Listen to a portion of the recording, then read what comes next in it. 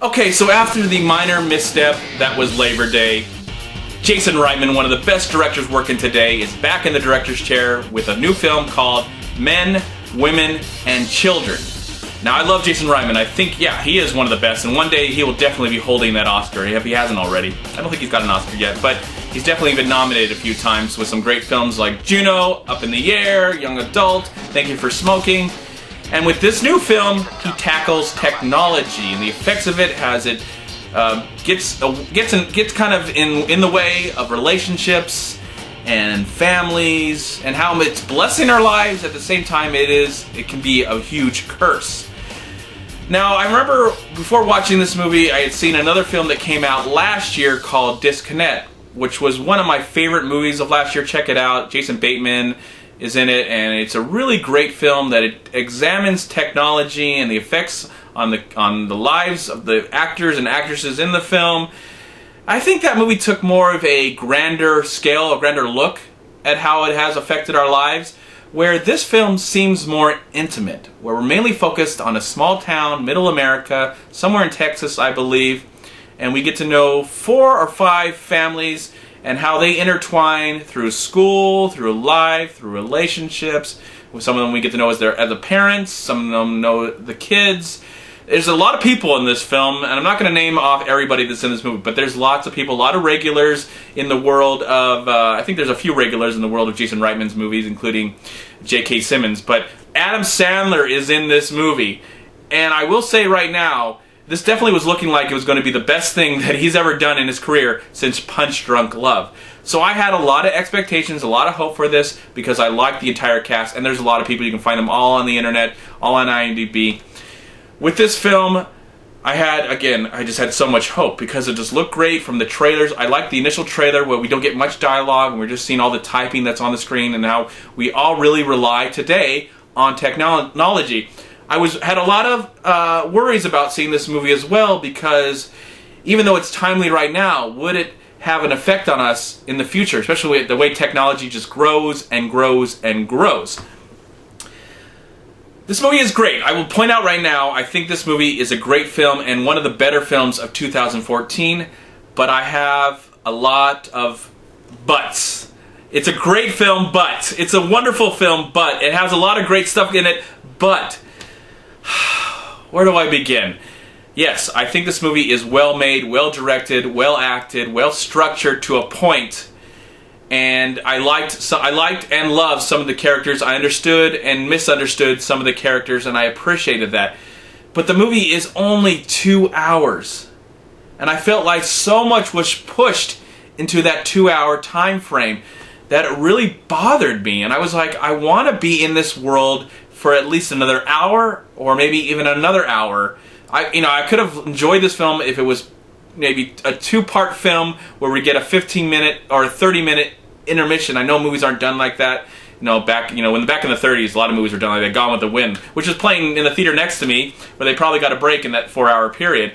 Because I felt like this movie has so much to say about our world, the world we live in, technology, family, and relationship, that it didn't have a lot of time to say it in. And I felt like this movie would have been better, much, much better, if it wasn't a TV show produced by HBO, Showtime, AMC, FX. A network, I wouldn't want it to be on, the regular networks like ABC, NBC. I don't think it would have been able to shine or been able to push envelopes like it did on the movie screen.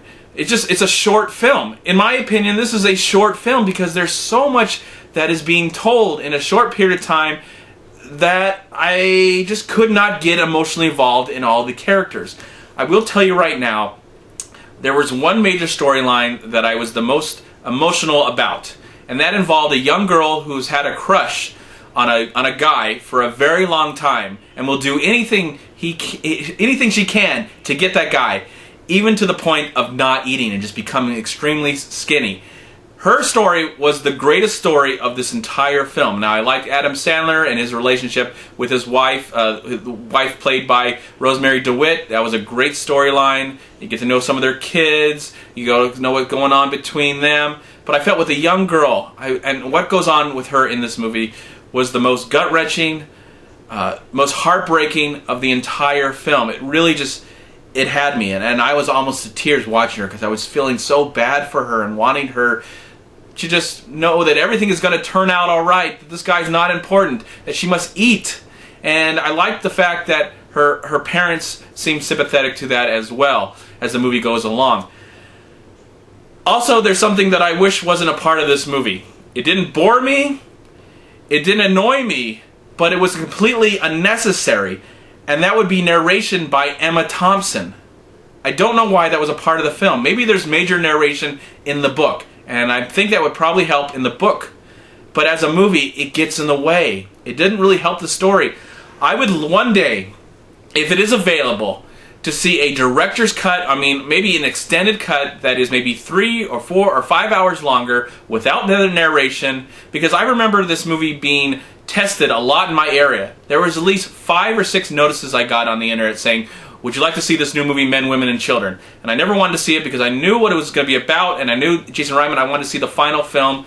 And I think with the final film, he made a really great film, but nothing that I would just call spectacular, or something that really moved me, something that really changed my idea about technology or scared me or in any way. Maybe if I was a parent or a young kid, I might be scared about this movie, but since I'm a single guy, that really didn't connect to me in any way. But that's the biggest problem. I don't think I needed to be married or be in a relationship or be a young kid to understand what's going on in this film. I just feel like they should have taken more time to tell this story, to get us to care about these characters, because the casting is great. Everybody is great. The acting is great. I don't have any complaints about that. I just wanted this movie I don't know. I just wanted this movie to be more profound. And it just isn't. It's a great film. It's well made. It has a lot to say. And I think if it had more time to just really develop these characters, to get us to really care about them in a TV show. I think this movie should have never been a movie. It should have been a TV show. And that's my biggest problem about the movie. It's a great film. It's definitely worth checking out and supporting. I highly recommend you see it. Just try not to have your expectation as high as I did. I think I shouldn't have had my expectations too high. I just expected more from Jason Reitman. And he's a great director, and he's going to go on making more films, better films than this, and win an Oscar one day for doing that. And maybe he'll win an Oscar for this film. Who knows? I mean, the writing's great, the direction's great. There's a lot of great things about this movie, but I feel like it should have been serviced better as a long-running 5-6 season TV show, and maybe one day it will. And I hope one day it is a TV show with the same name. I think Men, Women, and Children is a great title for a TV show. And I can't wait to see it. Hopefully it will be featured on HBO or Showtime, where they can really push the envelopes, because there's a lot to say about technology, about relationships, about growing up, about marriage, and all this stuff it's in this film. It just, the structure could have just been, I needed more structure. I needed more something to care about. I needed more development, more character development to care about these characters. You know, again, it is one of the best things Adam Sandler's been in forever, so that's a good thing. Even though I think Adam Sandler's not used that much in this film, it is the best thing Adam Sandler's done in his entire career since Punch Drunk Love, and that's what I'll say to end out this review. Go check out Men, Women, and Children. It's still one of the better films of the year. I just wish it was one of the best. And for that, I'm going to give Men, Women, and Children, I'm going to give it a solid 3.5 stars out of 4. Thank you so much for... Thank you so much for watching. Please like, comment, subscribe to my channel. I'm also on Twitter, and I'm on Facebook. And please go to WeLiveFilm.com and subscribe right here on YouTube to We Live Film. Also go to Long Beach Acting and Film Association right here on Facebook and Twitter. Please also go to MoviePod.com, and if you've enjoyed this video review, please click right here. Subscribe to everybody's channel. Hey, people are doing movie reviews. Give everybody a chance. We're all here loving films. And if you enjoyed this review, and if you're looking forward to Men, Women, and Children, let me know in the comment box below. Let me know what you thought about the film, and subscribe to my channel. Again, I'd really appreciate it. Have a great day, a wonderful night, and a wonderful life. And this movie definitely told me to turn off my cell phone and enjoy nature. Get out there and talk to somebody in the flesh instead of through the internet. I mean, it's great that we have it. I'm glad we have it, but it's good to actually talk to somebody face to face, and I got to do more of that. All right, everyone. Thank you so much for watching. Talk to you later. Peace be with you, my friends.